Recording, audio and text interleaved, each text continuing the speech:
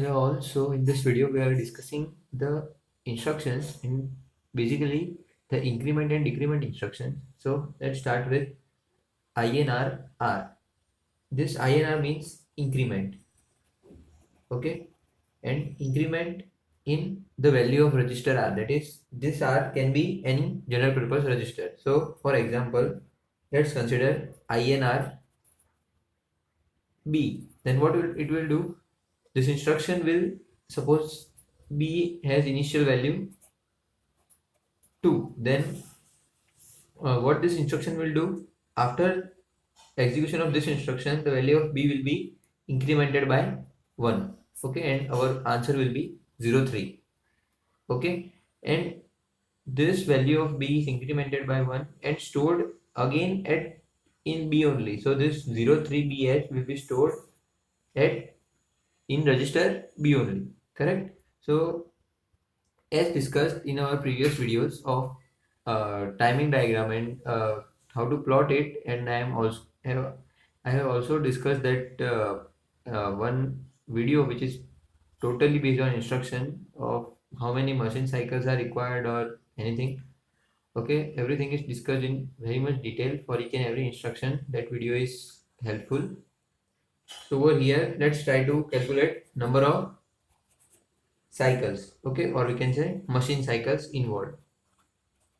How many number of machine cycles you can say over here, since as discussed this register R, that is in our example register B, is inside the microprocessor only, so there is no need of any memory read to read the to read any data from the memory. So all thing is included, so only opcode fetch cycle is required because all thing is included inside the microprocessor. So we are not going outside the microprocessor for any read or write operation. So only one machine cycle is required, and which is nothing but our opcode fetch, correct?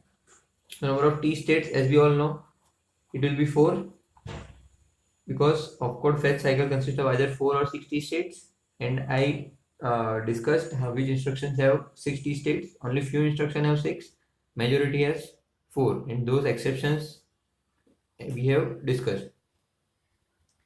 But here the very important thing is, what about flag condition? So I am writing a very important point over here, that except carry flag,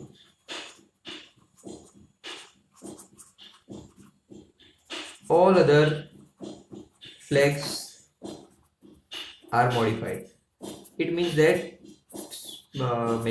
in most of the program this instruction is used basically to loop, for looping purpose, right?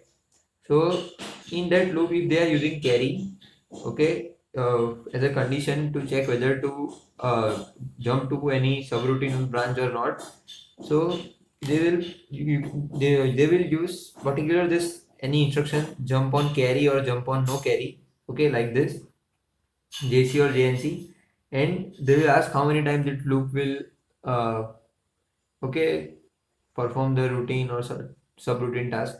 So except carry is not affected at all, so you have to just go to the next instruction, nothing to see. So this is the only important point which is to be taken care of, correct?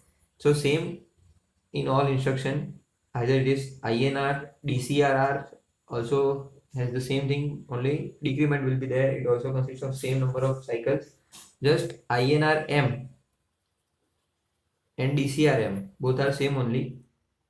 DCR M, okay, needs a memory read cycle and memory write cycle. Why? Because we need to, this is M is nothing but the location of the address pointed by the data, that is location stored in data stored in HL register pair.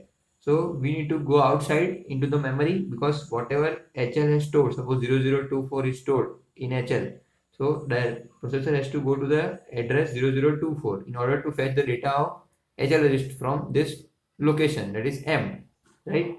And but after incrementing we have to write also, so we have to go outside the processor. So in these two cases 3 cycles are involved: opcode fetch, memory read, and then after incrementing we have memory write. Over here also this thing is valid, again except carry flag all flags are affected, okay, that is modified. Same thing is valid for DCRM. So but the important point to discuss is INX RP. What happens in this case? In this case, actually, no flags are modified. First of all, let me explain what this instruction do. Then we will talk about the flags and all. But please note that no flags are modified over here. Whereas over here, except carry flag, all flags are modified. So no flags are modified, and this instruction, what it will do, this RP means register pair, that is BC, DA and HL, which are allowed in our 8085 processor. So it just simply increase. It just simply increase the contents of this HL or anything. Let me take a register pair DE. So what it will do, already we are writing D. Okay, we specify the INX, it will be there, only the higher order register pair in our instruction. So what it will do, it will increment. So let's suppose that it has contained 06 FE H. Then after increment, what will be the content? Plus 1H will give 06 FH. Okay, so over here also only upward phase cycle is required since register pair is located inside the processor. Correct? So that's all about this video. The major task is to just remember these two things. No flags are modified in this case, where in this case, except carry flag, this is very much important, all other flags are modified.